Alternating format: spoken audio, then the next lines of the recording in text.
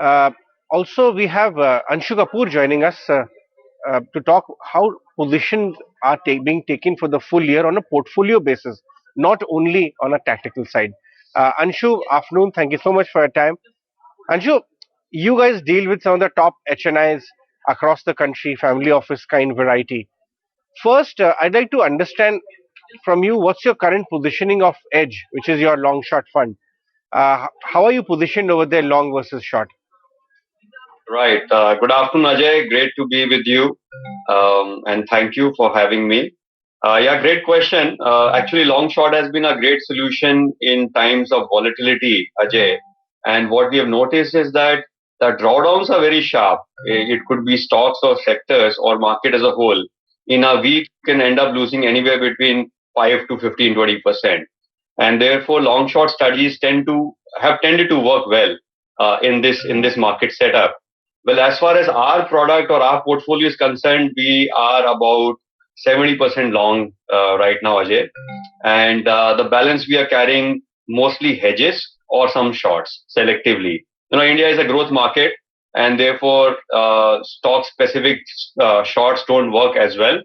But hedges make a lot of sense the moment we see things turning around. That is when it starts making sense. But the more important point, Ajay, is that a long short fund by nature is not benchmark hugging. Therefore, we do not have a compulsion to have, let's say, 15% in IT or 35% in financials. We can be very agile. For example, let's say real estate doesn't have too much weight in the Nifty. We can add that into our portfolio. So not only long versus short or hedge, but also how we play the sectors is fairly agile in our case, and therefore the outcomes. That's amazing. In fact, probably that is the reason why your portfolio has done pretty well compared to the different asset classes or even the benchmark, just for comparison's sake. If you could Yeah. share how the year went for you, 2022. Yeah, so I can talk about obviously this product called Edge, the long short portfolio, and maybe if it's okay, I'll talk about other strategies as well. Well, Edge has done very well for us. If Nifty gave about 11 odd percent return, Edge portfolio has given about close to 18%. But overall, when you compare with the large cap mutual fund universe, there's a significant outperformance of about 10% odd for the year, and largely because of the reason that I just listed. For example, we had a view on real estate, we had a view on, let's say, metals, we had a view on IT, and those views maybe they played out well. We went, let's say, we exited IT much earlier, even before this negativity started to build down. We entered into the pent up consumption trades maybe much earlier. So, given the agility of the portfolio, we've been able to perform, and we've been able to carry, what you call net exposure. So, we are very agile in cutting back on the net exposure, as in we will build hedges very, very quickly when we see market trending negatively or downwards. So, I think those are the things that help us. That is one portfolio, Ajay. And if it's okay, maybe I can talk to you about private equity and other pieces as well. Yes, I would be very keen to know about private equity because also not only what you're telling your clients, but what clients are asking you, because we see a lot of big HNI family office opt for private equity or pre-IPO kind of deals as well, looking for alternatives when the market itself was very challenging. Yeah, yeah. Thank you for asking that, Ajay. It's a great question.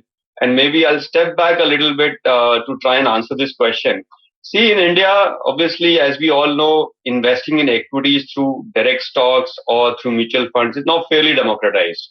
And there's a big allocation, anyways, that is going out there. But also, the fact is that now, Ajay, Indians are saving $700 billion a year. And that's a very meaningful amount. And now clients are asking us, how do we diversify our portfolios? Because everything cannot be just simple fixed income and equity allocation. So, is there a sense of diversification you can give us? And within that, clients are demanding, okay, can you give us yield? Can you give us growth? Can you give us, even country diversification and so on? So that is the customer's need. And to fill that need, if you will see, data from our AIF category 2, category 3, AIFs now are 7 trillion, 7 lakh crore asset class in India out of nowhere. In the last 3 years, this asset class has taken off. And largely private equity, venture debt funds, real estate funds, REITs, clients are now even investing in infrastructure funds.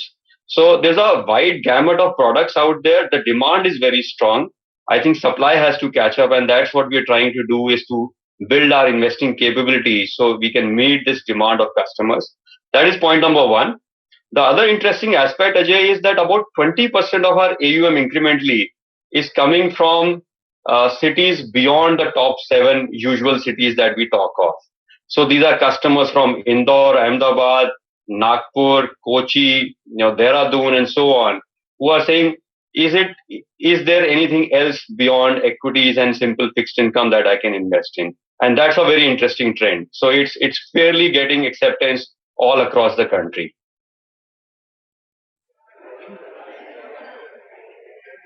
Wow, that's an amazing input. $700 billion per year is a saver the Indian saver is generating. And Yeah. also that input of 70% of your incremental AUM is coming from beyond seven cities, the top 20%, seven. Ajay. That's very useful insight. Uh, before I yeah. So before I move on, I'm keen to understand what's your research team and when you guys put your brain together, what's the hypothesis building for equity? Because that's the most favorite asset class of our viewers for 2023. Do you think it'll be a moderate return year, challenging year for mid cap, small cap? What is your thought process? Right. Good question, Ajay. And here, I think our first view is not to look at the index for direction too much, because if you would look at Nifty, a large part of the Nifty 50's earnings are global in nature, and therefore my request to all our investors is to look beyond, a lot more broader in that sense for direction or to create a benchmark for returns. Having said that, I think this is a year where you'll have to pick and choose sectors that you think are likely to do well. And, historically, we always talked about, the big consumption theme in India. But I think the narrative is fairly quickly moving towards what you call investments or capital expenditure. What we are noticing is a huge amount of capex happening in steel, cement, chemicals, logistics, pharma, data centers. Government is spending in railways, power, defense, and so on. And therefore, companies that were not so much in favor around these sectors could do well. So that is our input number one. And this is a very strong trend, as strong as what we saw in 2003 to 2008. Therefore, what I'm trying to suggest is look at sectors where green shoots are available. Um, Try and rationalize portfolios where there is slowdown showing up. And our view is that this whole pent up consumption will also eventually slow down. The consumption theme that carried us or the export theme that carried us, there would be shifting of sectors or themes, and therefore try and catch these themes if you want to do well. Per se, I think India will slow down with the global slowdown. We will undoubtedly be impacted, but I think relatively we will do better, and therefore we'll continue to have some kind of a preference not only from domestic investors but also global investors. So it is a difficult year to navigate, but there are enough opportunities out there, is what I would say. Wow, that's interesting. What are your thoughts on the small cap and the mid cap end of the market?